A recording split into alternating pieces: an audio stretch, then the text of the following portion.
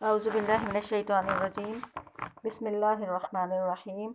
رب اشرح لی صدری ویسر لی امری واحلل عقدۃ من لسانی یفقہوا قولی۔ آج سورۃ الحجرات رکوع نمبر 2 آیت نمبر 11 سے پڑھیں گے انشاءاللہ۔ بسم اللہ الرحمن الرحیم۔ یا ایھا الذین آمنو، اے ایمان والو، لا یسخر قوم من قوم، نہ مذاق اڑائے کوئی قوم کسی قوم کا، عسیٰ ان یکونوا خیرا منہم، شاید کہ وہ ان سے بہتر ہوں، ولا نساء من نساء عسیٰ ان یکن خیرا منہن، اور نہ مذاق اڑائیں عورتیں عورتوں کا، شاید کہ وہ ان سے بہتر ہوں، ولا تلمزوا انفسکم، اور نہ عیب لگاؤ آپس میں ایک دوسرے پر، ولا تنابزوا بالالقاب، اور نہ ایک دوسرے کو برے ناموں سے پکارو۔ تنابزوا کا مطلب ہوتا ہے کسی کو چڑھانے کے لیے کوئی لفظ استعمال کرنا، تو نہ چڑ بناؤ ایک دوسرے کو برے ناموں سے پکار کر۔ بئس الاسم الفسوق بعد الایمان، برا نام رکھنا ایمان لانے کے بعد گناہ ہے۔ ایمان لانے کے بعد گناہ ہے کہ آپ برا نام کسی کا حقیقتاً رکھیں یا عرف میں کسی کو برے نام سے پکاریں۔ ومن لم یتب فاولئک هم الظالمون، اور جو نہیں توبہ کرے گا وہی لوگ ظالم ہیں۔ اب جیسا کہ شروع میں بھی میں نے بتایا تھا کہ اس صورت میں اصلاح معاشرہ کے لیے پورا ایک فریم ورک دیا گیا ہے، اصلاح معاشرہ کے پورے یعنی اس میں قوانین بتائے گئے ہیں۔ تو پچھلی صورت میں تو ہم نے جو ہے خصوصی طور پہ نبی صلی اللہ علیہ وسلم کی جو زیادہ آیات تھی وہ خصوصی طور پہ نبی صلی اللہ علیہ وسلم کی ذات بابرکات کے حوالے سے جو کچھ بے ادبی کے واقعات ہوئے تھے تو ان کے اوپر زیادہ زور دیا گیا۔ اس ضمن میں کچھ معاشرتی اصلاح کی بھی چیزیں تھیں لیکن زیادہ انہی چیزوں کو ڈسکس کیا گیا۔ لیکن اس رکوع میں اب معاشرے میں جو زیادہ تر آیات ایسی ہیں جو کہ معاشرتی بگاڑ کے اوپر روشنی ڈالتی ہیں۔ اس میں سب سے پہلا ایک بگاڑ جو ہے وہ یہ ہے کہ دوسرے لوگوں کا مذاق اڑانا۔ کوئی قوم کسی قوم کا مذاق اڑائے، ایک بچہ دوسرے بچے کا مذاق اڑائیں، عورتیں دوسری عورتوں کا مذاق اڑائیں۔ یہاں پہ یہ چیز بھی قابل غور ہے کہ یہاں پہ پہلے پوری قوم کا ذکر کر دیا گیا تو قوم میں عورتیں بھی شامل تھیں، لیکن پھر عورتوں کو الگ سے مخصوص کر کے ان کو خطاب کیا گیا۔ اس سے پتہ چلتا ہے کہ اس طرح کے کاموں میں عورتوں کا زیادہ پارٹیسپیٹ کرتی ہیں، تو اس لیے خصوصیت کے ساتھ ان کو دوبارہ سے خطاب کیا گیا۔ اور یہاں پہ یہ چیز بھی قابل غور ہے کہ یہاں پہ مذاق اڑانے سے جو منع کیا گیا ہے اس کا وجہ یہ ہے کہ کوئی انسان اگر کسی دوسری قوم کا کوئی انسان دوسرے انسان کا مذاق اڑاتا ہے تو یہ اسی چیز کو شو کرتا ہے کہ یہ انسان اپنے آپ کو بڑا سمجھتا ہے اور دوسرے کو حقیر سمجھتا ہے، تو یہ چیز ہی اس کو اس بات پہ مجبور کرتی ہے کہ وہ دوسرے کا مذاق اڑائے۔ حالانکہ دوسرے کو حقیر سمجھنا تو خود جو ہے نا وہ دوسرے کو حقیر سمجھنا کس وجہ سے ہوتا ہے؟ تکبر کی وجہ سے ہوتا ہے، اور تکبر خود قرآن اور حدیث کی روشنی میں جو ہے نا وہ حرام ہے۔ اور جیسے کہ حدیث شریف کا مفہوم ہے جس میں آتا ہے کہ جس شخص کے دل میں رائی کے دانے کے برابر بھی تکبر ہوگا تو وہ جنت میں نہیں جائے گا۔ تو اس لیے یہاں پہ ایک تو اس چیز سے منع کیا گیا کہ کسی کا مذاق نہ اڑائیں، کسی کا تمسخر نہ کریں، کسی کو حقیر نہ سمجھیں، اور پھر آگے عورتوں کو الگ سے مخصوص کیا گیا کہ عورتیں بھی کسی دوسری عورتوں کا مذاق نہ اڑائیں، کیونکہ ہو سکتا ہے کہ جن کا مذاق اڑایا جا رہا ہو وہ ان مذاق اڑانے والوں سے بہتر ہوں، کیونکہ اللہ تعالیٰ کے نزدیک تقویٰ کا معیار یہ نہیں ہے کہ کس کے پاس مال زیادہ ہے، کس کے پاس تعلیم زیادہ ہے، کس کے پاس کون زیادہ خوبصورت ہے، کون زیادہ اچھے نسب والا ہے، بلکہ اسی آیت میں آگے آئے گا کہ اللہ تعالیٰ کے نزدیک تو ان اکرمکم عند اللہ اتقاکم، کہ اللہ کے نزدیک تو تمہارا زیادہ معزز وہ ہے جو کہ زیادہ پاکیزہ ہے اور جو زیادہ متقی اور پرہیزگار ہے۔ تو اس لیے یہاں پہ تو ایک تو یہ ہے کہ دوسروں کو مذاق اڑانے سے منع کیا گیا، اور پھر آگے یہ ہے کہ ولا تلمزوا انفسکم، ایک دوسرے کو جو ہے نا وہ عیب لگانا یا اس کے اندر کوئی ایسی مطلب قدرتی طور پہ کوئی ایسی چیز ہے، کوئی ایسی خامی ہے جس کو وہ خود نہیں ٹھیک کر سکتا۔ مثال کے طور پہ اگر کوئی کسی کی ٹانگ میں کوئی مسئلہ ہے، کوئی لنگڑا کے چلتا ہے، کسی کے ہاتھ میں کوئی مسئلہ ہے، آنکھ بہنگی ہے، بہنگا پن ہے اس کے اندر، یا سماج یا بصارت میں کوئی کمزوری ہے، تو اس کی قدرتی چیزوں کو ٹارگٹ کرنا اور ان کو نشانہ بنا کے اس کو مذاق کا نشانہ بنانا، تو اس سے منع کیا گیا کہ ایک دوسرے کے اوپر عیب نہ لگاؤ۔ ولا تنابزوا بالالقاب، اور نہ ہی کسی کو چڑھانے کے لیے جو برے لقبوں سے اس کو یاد کرو۔ جیسے بعض لوگوں نے معاشرے میں سوسائٹی میں کسی کا کوئی برا نام رکھا ہوتا ہے اور وہ اس کو مائنڈ کرتے ہیں، اس کو پسند نہیں کرتا، مثلاً کسی کو لنگڑا کہہ دینا، کسی کو چوڑا کہہ دینا، کسی کو بہنگا کہہ دینا، کسی کو اور کسی اس طرح کے نام سے پکارنا، اور وہ بندہ اس چیز کو پسند نہ کرتا ہو۔ ہاں اگر علماء کرام نے فرمایا کہ کوئی ایسا بندہ ہے کہ اس کی کوئی اگر قدرتی اس طرح کا کوئی نقص ہے اس کے اندر اور وہ اسی چیز سے مشہور ہے اور لوگ اسی سے ہی اس کو پہچانتے ہیں اور وہ اس چیز کو مائنڈ بھی نہیں کرتا، تو پھر اس طرح کا کہہ دینا جو ہے نا وہ اس میں کوئی مذائقہ نہیں ہے، لیکن اگر وہ بندہ مائنڈ کرتا ہے یا اس کی پہچان کا کوئی دوسرا سورس بھی ہے جس سے اس کی پہچان کروائی جا سکتی ہو، لیکن آپ اس کو چڑھانے کے لیے جو ہے اگر اس کو برے لقبوں سے پکارتے ہیں تو یہ بھی اس سے منع کیا گیا۔ اور پھر آگے ایک اور فارمولہ بتا دیا گیا، وہ فارمولہ یہ ہے کہ ایمان لانے کے بعد جو ہے برا نام رکھنا، چاہے آپ ابتداءً ہی کسی کا برا نام رکھتے ہیں، مثال کے طور پہ آج کل یہ بچوں کے نام رکھنے کا بڑا مسئلہ ہوتا ہے کہ کوئی بچہ پیدا ہوا ہے تو کیسے نام رکھا جائے، ہر بندے کی یہ کوشش ہوتی ہے کہ کوئی یونیک سا نام ہونا چاہیے، تو اس میں چاہے وہ یعنی اسلامی شاعر کے خلاف ہو یا وہ کسی غیر مسلم کے لیے مشہور ہو وہ نام، یا پھر نام تو مسلمانوں والا رکھ لیا جائے لیکن اس کو پھر نک نیم کے فیشن کے طور پہ جو ہے ایسے ناموں سے پکارا جائے جو کہ اس مسلم سوسائٹی میں زیادہ مستعمل نہیں ہے، یا اس میں کوئی ایسی شک نکلتی ہے کہ کسی کو کسی بت کا نام ہے، یا کسی ہندوؤں میں سوسائٹی میں زیادہ مشہور ہے وہ نام، یا انگریز سوسائٹی میں زیادہ مشہور ہے، فارنر جو ہے اس طرح کی کوئی نام ہے جو کہ وہاں پہ مشہور ہے زیادہ لیکن آپ بھی فیشن کے طور پہ اس کو رکھ لیتے ہیں، تو اس سے منع کیا گیا کہ اسلام لانے کے بعد، ایمان کے بعد جو ہے نا برا نام رکھنا یہ گناہ کی بات فسق ہے، فجور ہے اور گناہ کی بات ہے۔ اور پھر آگے یہ خبردار کر دیا گیا کہ وَمَن لَّمْ يَتُبْ فَأُولَٰئِکَ هُمُ الظَّالِمُونَ، جو یہ سارے کرنے کے بعد بھی توبہ نہیں کرے گا تو وہی لوگ ظالم ہیں، یعنی اگر یہ ان کے پاس یہ خبر آ چکی ہے، اللہ کی طرف سے حکم آ چکا، اللہ کے قرآن میں یہ بات بیان ہو چکی، اس کے باوجود ان ساری چیزوں سے جو کہ اس ایک آیت میں 5-6 چیزیں بیان کی گئی ہیں ان سے اگر باز نہیں آئے گا اور توبہ نہیں کرے گا تو وہ لوگ ظالم ہیں۔ یا ایھا الذین آمنوا اجتنبوا کثیرا من الظن، اے ایمان والو تم بچو بہت سی بدگمانیوں سے۔ ظن کا ایک معنی اچھا گمان بھی ہوتا ہے اور برا گمان بھی ہوتا ہے۔ اب آپ نے آیت کی سیاق و سباق کے لحاظ سے دیکھنا ہے کہ یہاں پہ اس سے مراد جو ہے اچھا گمان ہے یا برا گمان ہے۔ اب یہاں پہ جس سے بچنے کا ذکر کیا گیا ہے وہ لازمی طور پہ بدگمانی ہی ہے۔ بدگمانی سے مراد کہ کسی کے بارے میں خواہ مخواہ انسان بدگمانی کا شکار ہو جائے کہ یہ واقعی جو ہے ایسا ہوگا یا برا ہوگا یا اس کے اندر یہ برائی ہوگی، تو اس سے منع کیا گیا کہ بہت ساری بدگمانیوں سے بچو۔ ان بعض الظن اسم، کہ بے شک بہت سی بدگمانیاں گناہ ہیں، انسان جو ہے نا بدگمانی کی وجہ سے گناہ میں داخل ہو جاتا ہے۔ ولا تجسسوا، اور تجسس نہ کرو، یعنی کسی کی جاسوسی کرنا، کسی کی ٹو میں رہنا کہ کوئی کہاں سے آتا ہے، کہاں جاتا ہے، کیا کھاتا ہے، کیا پیتا ہے۔ اور ولا یغتب بعضکم بعضا، اور نہ ہی غیبت کرے تمہارا بعض بعض کی۔ تو یعنی یہاں پہ کتنی چیزوں سے منع کیا گیا، بدگمانی سے منع کیا گیا، تجسس سے منع کیا گیا اور غیبت سے منع کیا گیا۔ تو یہ سب اپنی اپنی جگہوں پہ جو ہے نا بہت اہمیت کے حامل ہے کہ ان کے اوپر الگ الگ روشنی ڈالی جائے، لیکن مختصر چونکہ ٹائم بھی کام ہوتا ہے تو اس لیے یہاں پہ جو ہے بدگمانی کا تو میں نے ذکر کر دیا، تجسس سے بھی مراد کہ کسی کی ٹو میں رہنا، کسی کی برائیوں کو ڈھونڈنے کے پیچھے لگنا، تو اس سے بھی منع کیا گیا کہ کسی کے تجسس نہ کرو کسی کے بارے میں کہ بھئی آپ کے ساتھ، یعنی یہ ہے کہ جس طرح مغرب میں آج کل شخصی آزادی کا بڑا چرچا ہے کہ وہاں پہ یعنی شخصی آزادی کو پروموٹ کیا جاتا ہے، یہ شخصی آزادی تو اسلام نے انسان کو دی ہے۔ اس کا مطلب یہ ہے کہ کسی کی پرائیویسی میں عمل دخل دینا، کسی کے ذاتی زندگی کے بارے میں دلچسپی رکھنا، اس کی ذاتی چیزوں کے بارے میں ٹو کرنا کہ وہ کہاں سے آیا ہے، کہاں جاتا ہے، کیا کھاتا ہے، کیا کماتا ہے، تو اس چیز سے منع کیا گیا کہ دوسروں کو تجسس نہ کرو۔ اور تیسرے نمبر پہ یہ ہے کہ غیبت نہ کرے۔ غیبت کی حدیث شریف میں آتا ہے کہ ایک دفعہ صحابہ کرام نے نبی صلی اللہ علیہ وسلم سے پوچھا کہ غیبت، آپ نبی صلی اللہ علیہ وسلم نے صحابہ کرام سے پوچھا کہ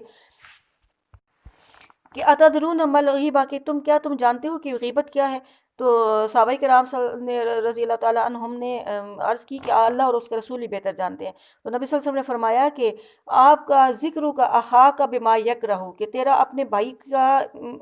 ان الفاظ میں ذکر کرنا جس کو وہ ناپسند کرتا ہے۔ تو پھر صحابہ کرام نے پوچھا کہ اگر ہم اپنے بھائی کے بارے میں وہ بات کریں جو اس کے اندر ہے تو کیا پھر یہ بھی غیبت ہوگی؟ تو نبی صلی اللہ علیہ وسلم نے فرمایا کہ اگر جو آپ بات اپنے بھائی کے بارے میں کرتے ہیں اس کے اندر ہے تو پھر یہ غیبت ہے، اور اگر اس کے اندر یہ بات نہیں ہے تو پھر آپ نے اس کے اوپر بہتان لگایا۔ تو اس کا مطلب یہ ہے کہ یہ پھر کتنا زیادہ، اور پھر آگے اس کو جو جس چیز سے تشبیہ دی گئی ہے وہ زیادہ غور طلب ہے۔ وہ فرمایا گیا ہے کہ ایحب احدکم ان یاکل لحم اخیہ میتا فکرہتموہ، یا کیا تم میں سے کوئی ایک یہ پسند کرے گا کہ وہ اپنے مردہ بھائی کا گوشت کھائے؟ این یاکل، یہ کہ وہ کھائے، لحم اخیہ، اپنے لحم گوشت، اور اخیہ اپنے بھائی کا، میتن جو کہ مردہ ہو، مردہ بھائی کا گوشت کھائے، فکرہتموہ، پھر تم اس کو ناپسند کرو گے۔ واتقوا اللہ، اور اللہ سے ڈرو، ان اللہ تواب الرحیم، بے شک اللہ تعالیٰ بڑا توبہ قبول کرنے والا، نہایت رحم فرمانے والا ہے۔ تو یہاں پہ یہ تشبیہ یہ دی گئی ہے کہ کیا یعنی غیبت کرنا اتنا برا گناہ ہے کہ یعنی یہ اس چیز کو اس سے تشبیہ دی جا سکتی ہے کہ جس طرح کہ کوئی اپنے مردہ بھائی کا گوشت کھائے۔ تو اب یہاں پہ جو ہے نا دو چیزیں غور طلب ہیں، ایک تو یہ ہے کہ وہ اس کا بھائی ہو اور دوسرا یہ کہ وہ مردہ ہو۔ تو ابھی ان چیزوں پہ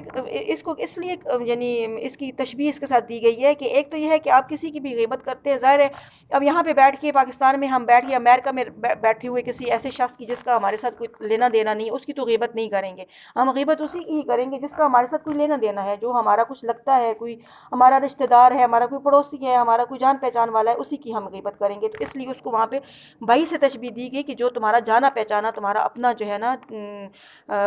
اس کا تمہارے ساتھ کوئی تعلق ہے۔ اور مردہ اس لیے کہا گیا کہ جس طرح ایک زندہ انسان ہوتا ہے اور اس کو اگر گوشت کاٹنا اس کے جسم سے تو دور کی بات ہے، اگر آپ اس کو سوئی بھی چبوئیں گے تو وہ چیخ و پکار کرے گا اور یعنی